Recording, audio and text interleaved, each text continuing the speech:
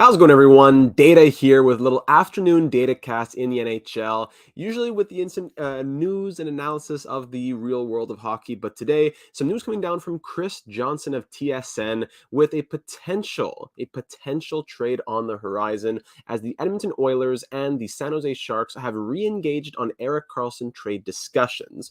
There are considerable, and I mean considerable, financial hurdles on both ends, but it's at least the second time this season that they've explored a potential fit. So today, I think we're going to be I have a few minutes here. I thought it would be interesting. I know not many of you will likely be here live. A lot of hockey games going on in the real world today, a lot of afternoon games on Super Bowl weekend. But I thought I would make this so that it could be a video to be revisited down the road if and when Erik Karlsson does get traded. What would it cost and what kind of logistical hoops would a team have to go through? So today we're going to go over to the cap-friendly trade machine and try and look at what would a trade look like for the Edmonton Oilers, and in general, what does an Erik Karlsson trade look like? Dabrowskiego in here, welcome aboard. Thank you for being here.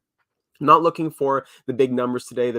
I invite you to just listen along. No need to engage. Aside from that, it's going to be me going through my thoughts a little bit here, but I do appreciate you joining in. So on the trade machine here over on Cap Friendly, let's get it started here. Team one going to be the San Jose Sharks. I did my own over here. I'm not going to show you yet. I did a little mock one of just an idea of how it would look. Now we're going to talk through it. Suffice to say, it's not the easiest trade to make. So team one, the San Jose Sharks, they want to trade Erik Karlsson. So the Oilers want to acquire Karlsson. It's going to cost a lot, $11.5 million cap hit for the next 5 years, 4 years after this one, on a team that currently has very little cap space, right? Or none. Just, the LTIR helping them to survive a little bit here with Oscar Klefbom and all that. But they have a lot of money dedicated to Connor McDavid. Leon Draisaitl's contract's coming up in a couple of years from now. Darnell Nurse's 9.25 extension is on the books right now as well. Jack Campbell's costing $5 million for a long time. So it's not going to be easy to make this trade work. If he was a rental, that'd be one thing, but with the term, that makes things difficult. So Erik Karlsson going to the Edmonton Oilers. Now, what would it cost to get back? Before we even look at the logistics, let's start looking at, here's a first-round pick, let's say, and if we want to toss in some prospects, I think a name that the Oilers would not really want to give up, but a name that the Sharks would really be looking at would likely be a guy like, where is he? Is he really not making that much here? Ryan McLeod, I think, would be a big piece coming back. If you want to throw in a prospect, it's probably between Raphael Lavoie or maybe Dylan Holloway, Xavier Bourgault. I've heard Bourgault in a lot of conversations. Let me just throw in Bourgault for the moment. So let's just start it there. Karlsson going to the Oilers, let's say, for a first with Bourgault and McLeod attached. It might be more, might be less. I'm not here to debate that just yet. Let's look at the logistics as of now. If I say, hey, can this trade get approved? Yeah, we have a few X's in here. Well, the major X being the salary cap upper limit, and then some more things, more X's will come in over time. So the Oilers will be over the salary cap by $9.577 million. So the Oilers want to make this happen. They have to move out a lot of money. I think the untouchables, everyone in this list here is untouchable. I don't think McDavid, Nurse, obviously, but Draisaitl, Hyman, Kane, Nugent-Hopkins, or Campbell get moved, especially with Campbell's modified no trade clause. Maybe he gets moved down the road. Stuart Skinner becomes the starter. Patrick Kane to the Rangers, Dractos. I don't think it's going to happen, unfortunately. Actually, I'm 99.99% sure it won't happen now that Tarasenko is in New York. But if we scroll down a bit more, Tyson Barrie, there's no trade clause for him. I don't think the Oilers would want to move out Barrie and bring in Karlsson because it's not that it's a lateral move, but it's not a huge difference of player type. So I don't know if that would be the first thing they want to do. I think Jesse Puljujärvi would definitely be a part of a trade. There's $3 million. They want to get him out of there. So there you go. So Puljujärvi at $3 million. I think they'd also want to throw in a couple expiring deals with money. So let's say Janmark, let's say Derek Ryan. And even with that, we're still quite a bit away, $4 million to go. And then once you throw in all the money, then it's that the Oilers, the Sharks can't take on that many contract spots, right? So let's throw in some more value here. I think that a defenseman go back the other way. The Oilers defense, Nurse, Barry, CC, Kulak. I think they'd want to swap out one of those top 4 guys as opposed to bringing in Karlsson and bumping down CC or bumping down Kulak. I know Evan Bouchard plays a lot up there. Let's say it's Kulak or CC. I'm going to go with Cody CC. They're trying to get rid of a little bit more money, a guy with a bit less term. Let's say it's Cody CC. Welcome aboard, Joseph, Jeremy. Thank you for joining. Let's say Cody CC goes back the other way just to fill the defense. Even then, now we're still 827,000 away. Now we could fill that in with some salary retention, but now the biggest issue is the player limit, the contract limit. Now we run into some more trouble here. So CC's contract, he's making 3.25 for the next 3 years after this one. Is that it? For the next 2 years after this one. No movement clause or anything there. Bruins for Karlsson, I don't think so, unfortunately. So now let's go back to the Sharks side of things. If the Sharks, now they got to free up some contracts, they got to get rid of some contracts to take on all these contracts, right? So I think a team like the Oilers would love to take on an expiring Nick Bonino. I think that would make a lot of sense for them. So Nick Bonino with an expiring deal. If they want to take back maybe a cost-controlled defenseman in Matt Benning, he is making 1.25. Nurse Puljujärvi and a first. Darnell Nurse is not going to move, though. That's the thing. Darnell Nurse has a full no movement clause. Yeah, full. He has a 10-team trade list. 1, I doubt he wants to go to San Jose. 2, he just signed long-term at a lot of money, and he's the heart of Edmonton's defense, right? I think the Sharks would do it, but I don't think Nurse or the Oilers would do it. Moving back over here now. Sorry that I can't pull up all the comments. I'm reading them on the side, but I can't always pull them up as I'm reading them. No one else really that the Oilers would want to take on, because they can't be taking on players with term. A guy like Matt Benning has good digestible term, so maybe they want to take Matt Benning. Could we toss in a guy like Knyzhov, good young guy there? I mean, he's going to need a good contract. Someone they don't really need to commit to, right? Like who am I thinking? Like a Gadjevich, someone like that. Let's say like a Jonah Gadjevich and a Scott Harrington. Let's throw these guys into the deal. Now, how are we looking at this point? At this point, all those X's from before are taken care of. But now we're still at the salary cap, where the Oilers, because they're taking on all that money, are now they're over by over $5.5 million. So let's go ahead and retain 50% on Nick Bonino right away, right there. And Erik Karlsson, I don't think they would want to retain too much on Karlsson. They're still at 4.6 million there, so it's still dicey. I don't think with that much term the Sharks will want to retain any salary, honestly. That's why I lean that the Oilers might have to throw in some more money here, some more value players. So if it comes down to the Oilers having to add more value, could it be a Tyson Barrie to make it work? Let's see here, because they don't have a lot of players who are making a lot of money who would be movable players, right? Mike Smith doesn't make sense. Like a Brett Kulak, do they want to move another defenseman? Do they want, and that's, I don't know, they like that term on Kulak as well. They need players with term when those big contracts are coming out down the road.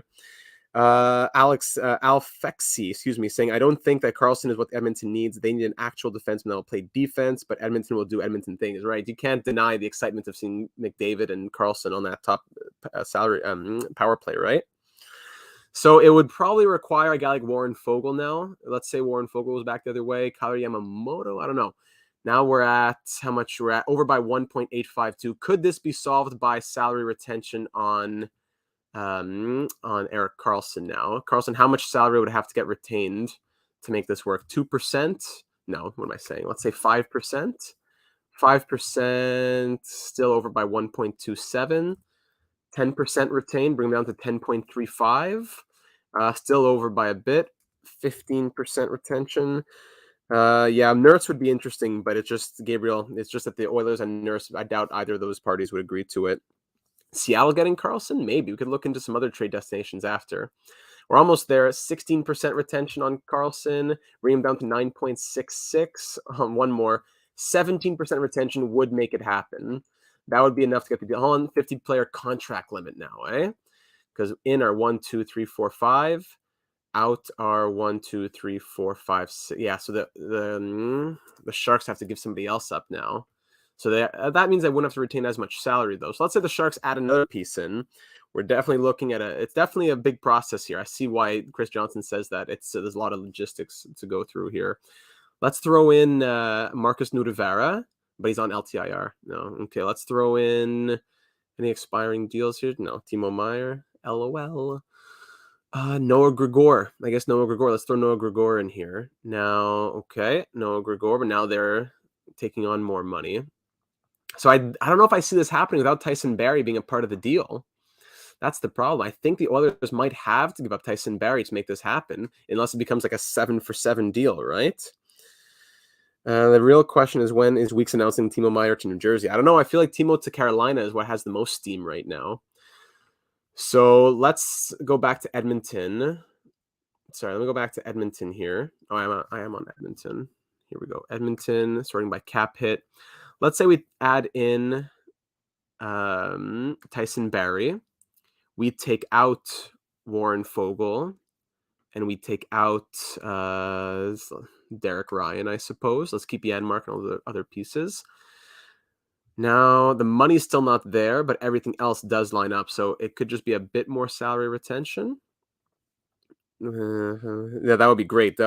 Justin, that would be silly. Meyer with Hughes, amazing. Hughes is week to week right now, unfortunately, but that would be incredible stuff. So Bonino at 50% retained. Erik Karlsson, we're probably getting to like 25% retained here. And even then, yeah, that's just barely. So it would have to be over 20% retained on Erik Karlsson.